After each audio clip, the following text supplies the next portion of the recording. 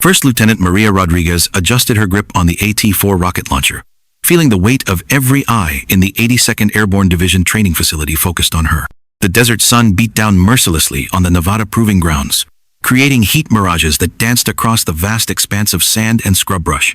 At 25, she was the youngest officer in her unit, and one of only 3 women in the entire anti-tank training program. Standing behind the firing line, General William Hayes surveyed the scene with the calculating gaze of a man who had seen 30 years of combat.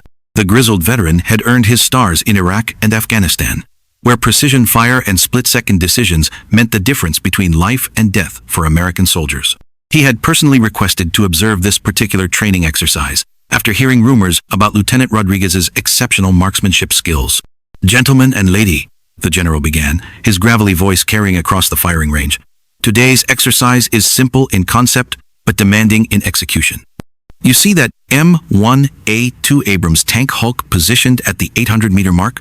He pointed toward a battered tank chassis that served as a stationary target for anti-tank training. Every soldier squinted into the distance, barely able to make out the dark silhouette of the armored vehicle wavering in the heat haze. Standard operating procedure calls for anti-tank engagements at ranges between 200 and 400 meters. General Hayes continued, "Beyond 600 meters, accuracy becomes problematic even for our most experienced gunners. But today, we're going to push those boundaries." Lieutenant Rodriguez felt her stomach tighten with anticipation. She had been preparing for this moment for months, ever since she had volunteered for the advanced anti-tank training program, despite the skepticism of her male colleague. Born and raised in El Paso, Texas, she had grown up hunting with her father in the Chihuahuan Desert, developing an almost supernatural ability to judge distance, wind, and trajectory. "The target at 800 meters is your warm-up," General Hayes announced. "But I've also had my range crews position additional targets at 1,000 meters. And he paused for dramatic effect. 1,200 meters. That's nearly 3/4 of a mile, soldiers. I've been in this army for 3 decades, and I've only seen a handful of soldiers capable of hitting targets at that range with unguided rockets." Captain James Mitchell, the unit's most senior anti-tank specialist, stepped forward. At 32, he was a veteran of 2 combat deployments and holder of the unit's current long-range accuracy record. "Sir, with respect, attempting shots at that range is more luck than skill. The AT-4's effective range is listed as 300 meters for a reason." "That's precisely why we're here, Captain," General Hayes replied. "To separate the possible from the impossible, and to identify soldiers who can perform when conventional tactics aren't enough." Lieutenant Rodriguez raised her hand. "General, what's the current unit record for long-range anti-tank engagement?" General Hayes smiled grimly. "Captain Mitchell holds that record with a confirmed hit at 650 meters during a training exercise last year. Before him, the record was 600 meters, set by Master Sergeant Thompson in 2019. "Sir, permission to speak freely?" Rodriguez asked. "Granted. I'd like to attempt the 1,200-meter shot." A murmur ran through the assembled soldiers. Several of them exchanged glances that mixed amusement with disbelief. Captain Mitchell shook his head slowly, as if he couldn't believe what he was hearing. "Lieutenant, that target is barely visible even with binoculars," he said. "The AT-4 wasn't designed for that kind of precision shooting. You'd be wasting expensive ordnance for a publicity stunt." Rodriguez felt her jaw tighten, but she kept her voice level. "Captain, with respect, I didn't volunteer for this program to play it safe. If we're only going to attempt shots we're guaranteed to make, we're not really pushing the boundaries of what's possible." General Hayes studied the young lieutenant with renewed interest. He had read her file, of course, top of her class at West Point, expert marksman qualification with both rifle and pistol, and consistently high scores in tactical exercises. But reading about someone's qualifications was different from seeing their confidence under pressure. "Lieutenant Rodriguez, are you aware that a miss at that range could send a rocket into the hills behind the target, potentially causing a range fire that would shut down training operations for weeks?" "Yes, sir. I'm also aware that our enemies don't always position their armor within our comfort zone. If we can't adapt our tactics to engage targets at extended range, we're limiting our tactical options in combat." The general nodded approvingly. This was exactly the kind of thinking he wanted to see from his junior officers, willingness to challenge conventional wisdom while understanding the risks involved. "Very well, Lieutenant. You'll get your chance, but we'll work up to it systematically. 800 meters first, then 1,000, then 1,200 if you're still hitting targets. Agreed?" "Absolutely, sir." The first shot was almost anticlimactic. Rodriguez settled into her firing position, adjusted for the minimal crosswind, and squeezed the trigger. The rocket streaked across the desert in a perfectly flat trajectory, striking the 800-meter target dead center with a satisfying explosion of smoke and debris. "Outstanding shot, Lieutenant," General Hayes called out. "Now let's see what you can do at 1,000 meters." The 1,000-meter target was significantly more challenging. At that distance, even small errors in aim point or wind calculation would result in a complete miss. Rodriguez spent several minutes studying the target through binoculars, noting the wind direction indicated by the smoke from the previous hit, and calculating the additional drop she would need to account for. This time, she adjusted her stance slightly, bracing more firmly against the desert floor, and taking extra care with her sight picture. The rocket launch created the familiar whoosh and backblast, but this flight took noticeably longer. For several seconds, it seemed as though the rocket might fall short, but then it impacted just left of center on the target tank's turret. "Jesus Christ," Captain Mitchell muttered under his breath. "She actually hit it." General Hayes was already reaching for his radio. "Range control, this is actual. I need confirmation on that impact at the 1,000-meter target." "Confirmed, sir. Direct hit on the target vehicle. Estimated impact point, center mass of the turret." A cheer went up from several of the younger soldiers who had been quietly rooting for Rodriguez to succeed. Even the skeptics were beginning to take notice. Hitting a tank-sized target at 1,000 meters with an unguided rocket was genuinely impressive, regardless of who accomplished it. But the 1,200-meter shot would be different. At that range, the target was barely visible to the naked eye, appearing as little more than a dark speck against the desert backdrop. The rocket would be at the absolute limits of its effective range, and environmental factors like temperature, humidity, and wind would all have magnified effects on accuracy. "Lieutenant," General Hayes said, walking over to where Rodriguez was preparing for her final shot, "I want you to understand what you're attempting here. In my entire career, I've seen perhaps 5 soldiers capable of consistently hitting targets at this range. It's not just marksmanship, it's understanding ballistics at an almost intuitive level." Rodriguez nodded, but her attention was focused on the distant target. She had been visualizing this shot since she first heard about the 1,200-meter challenge. In her mind, she could see the trajectory the rocket would need to follow, the precise angle required to compensate for gravity and wind drift. "Sir, I've been preparing for this specific scenario for months.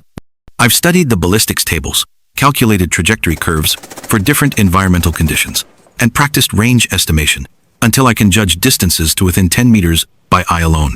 "I believe you have, Lieutenant. But believing you can make a shot and actually making it are two different things. The AT-4's rocket motor burns for approximately 1.5 seconds, after which the projectile follows a ballistic trajectory. At 1,200 meters, you're dealing with nearly 4 seconds of flight time. A lot can go wrong in 4 seconds. Rodriguez appreciated the general's concern, but she had already committed herself to this attempt. More than personal pride was at stake.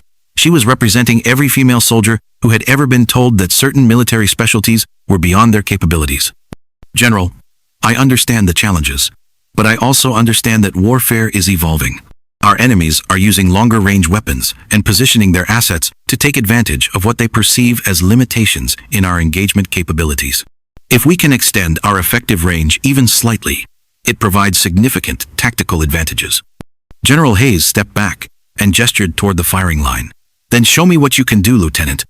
Rodriguez approached the firing position with the measured confidence of a surgeon preparing for a delicate operation.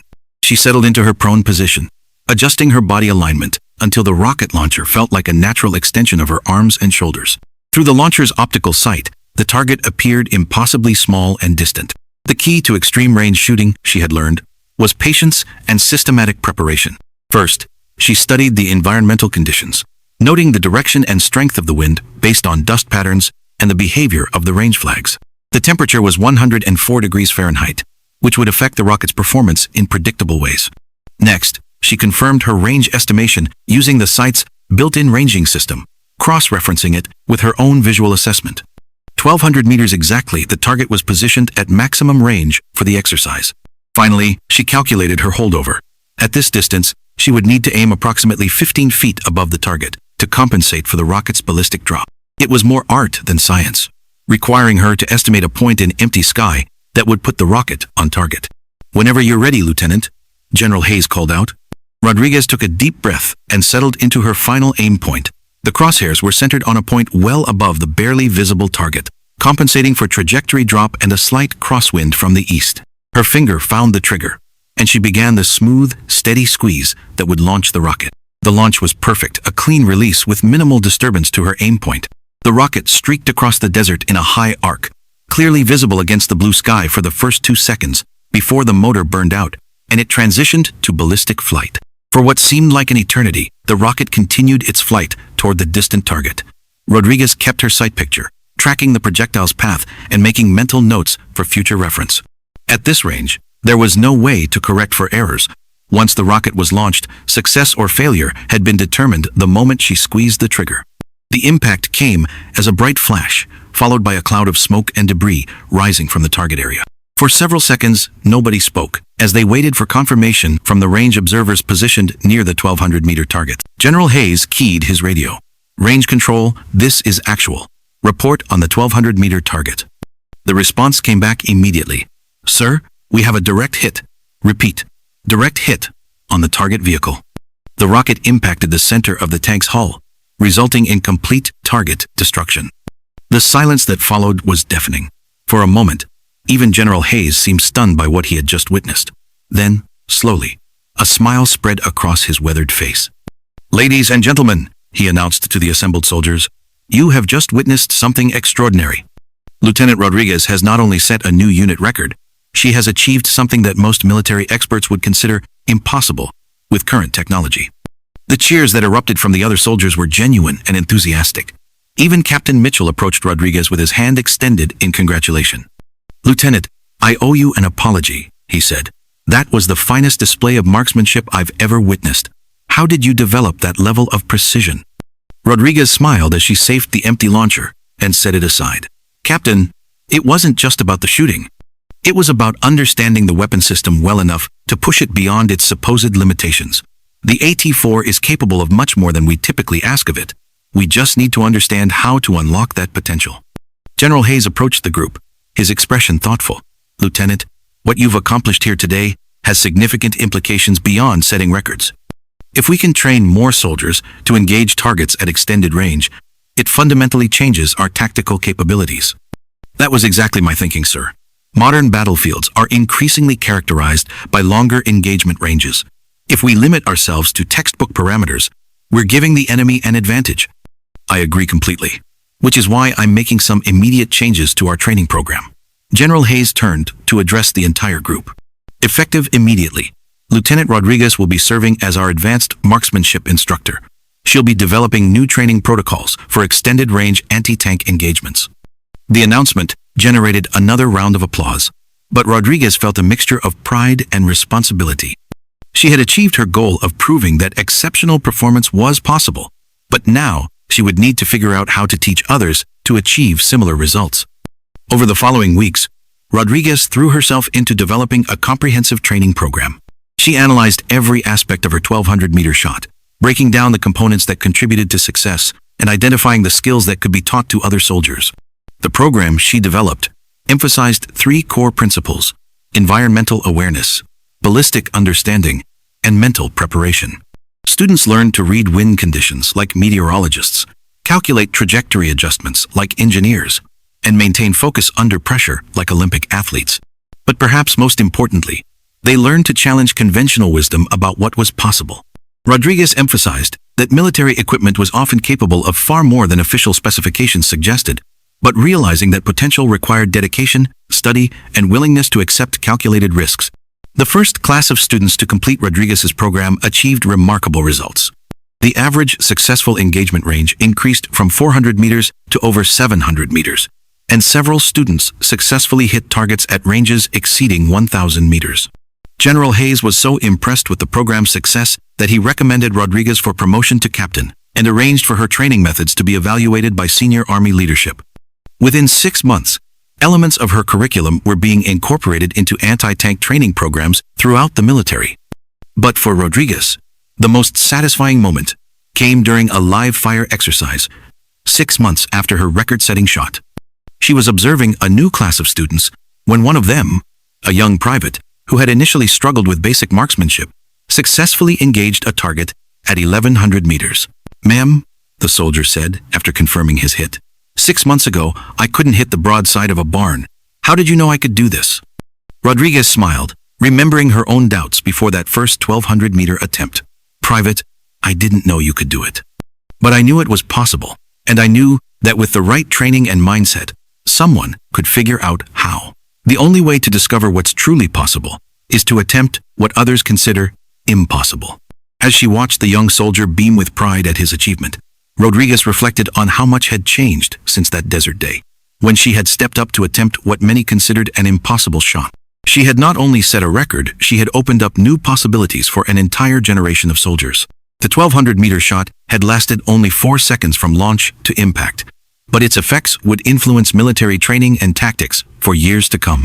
And for Lieutenant now Captain Maria Rodriguez, it had been the moment when she discovered that the only real limitations were the ones people accepted without question. General Hayes approached her position, interrupting her thoughts. Captain Rodriguez, I just received word from the Pentagon. They want you to brief the Joint Chiefs of Staff on your training methodologies next month. It seems your little demonstration has caught the attention of some very senior people. I'm honored, sir, but I hope they understand that this isn't just about longer-range shots. It's about changing how we think about the capabilities of our equipment and our people. I think that's exactly what they want to hear, Captain. The military is always looking for force multipliers, ways to achieve better results with existing resources.